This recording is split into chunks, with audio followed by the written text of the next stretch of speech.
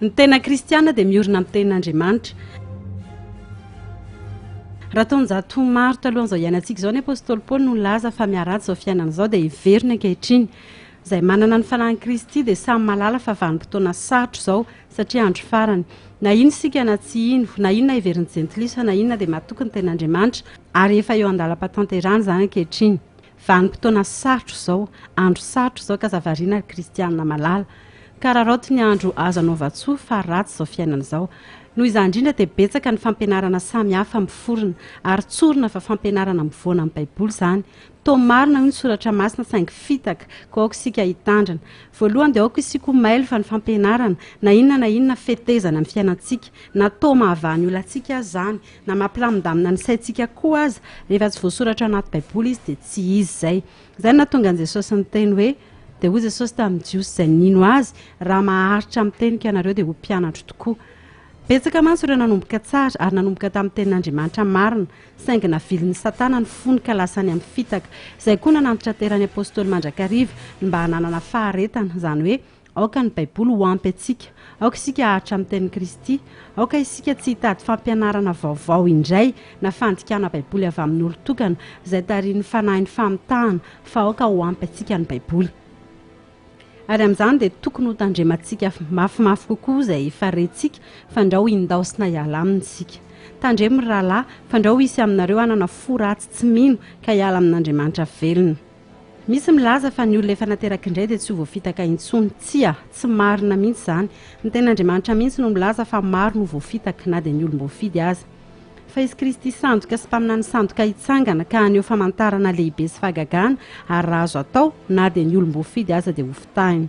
Na dia ny olom-boafidy koa aza, koa isika tsy alokaloka amin'ny teny fitaka ary hiambina fa mety ho solafaka ny kristianina iray ka ho latsaka anaty fampianaran-diso ary indrisy marobe no efa tratran'izany ankehitriny ary efa raikitra ka tsy tafatsoaka intsony.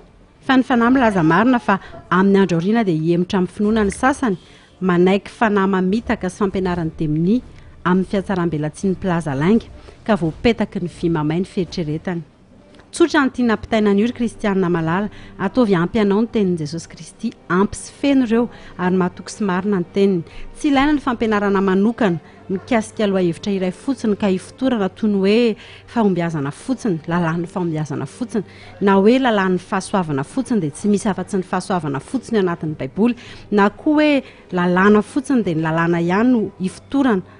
Ny filazantsara kristiana dia miorina amin'ny Jesosy Kristy sy ny teniny rehetra, ny teniny feno sy tanteraka ary aoka tsy tsongatsongaina izany amin'izay mapetipety atsika. Ny lalàna rehetra dia fantaterahan'i Jesosy teo amin'ny hazo-fijaliana.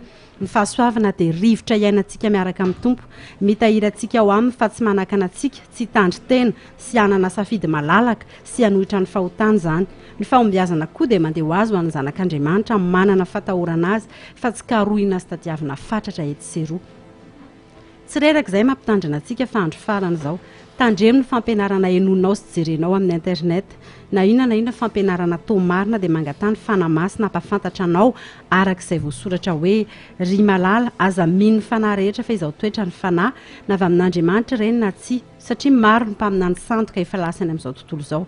Fa ny tena marina koa raha manana ny fanahin'ny famarinana ianao dia vantany vao misy fampianarana mifanohitra amin'ny fampianaran'i Jesosy na ankolaka aza dia mampilaza anao ny fanahy masina. Kaoka isika hihaino bitsiky ny fanahy rehefa mampisalasala mampanahy dia aoka hangataka amin'ny Tompo ary antehatra amin'ny fitariany irery ihany. Fa raha tonga ny fanahin'ny famarinana dia izy no hitari-dalana anareo amin'ny marina rehetra fa tsy teny ho azy izy fa izay ho reny dia ho lazainy avokoa ary ny zavatra ho avy aza dia ambarany aminareo. Aoka isika tsy ho drogotrokin'olona amin'izay fandalinana nataony na hevitra norantoviny tamin'ny internet na fandikany manokana ny Baiboly. Ry kristianina malala, ny orena amin'ny Baiboly fa ampy sy feno izany ary tanteraka.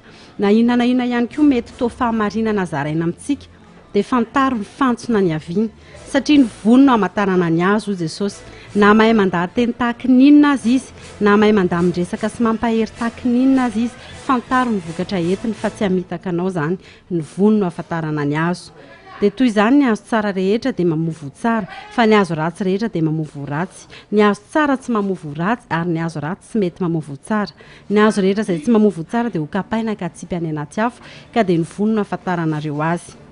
ankehitriny dia malahelo ny tompo satria nitombotra ny fiverenany saingy mividy lalana ny akamaroan'ireo olom-boafidiny aoka mba tsy ho zao aoka mba tsy hoenao izay maharay izao fampianarana izao zany aoka mba tsy isika izay efa no hazavaina no andratra ny fony ka hitodika amin'ny rainy lainga sy ny mpamitaka dia satana zany aza matahotra ianao raha manana faniriana lalina iorina amin'ny teniny sy ny fahamarinany fa mahatoky izy rehefa anatinao ny fatahorana azy izay avy amin'ny andy ary tsy manao kinanga na manamarina fahotana ianao fa miady manao izay amin'nona nofo amin'ny alalan'ny fanamasina fa tsy herin'ny tenanao dia hitahiry anao izy fa raha manao fanahiniana tsy te hitandrina kosa ianao fa hiantehitra fotsiny amin'ny fahasoavana tsy hisafidy ny lalantsara tsy hanohatra ny ratsy dia tandremo fa mety ho very sy hivily lalana ianao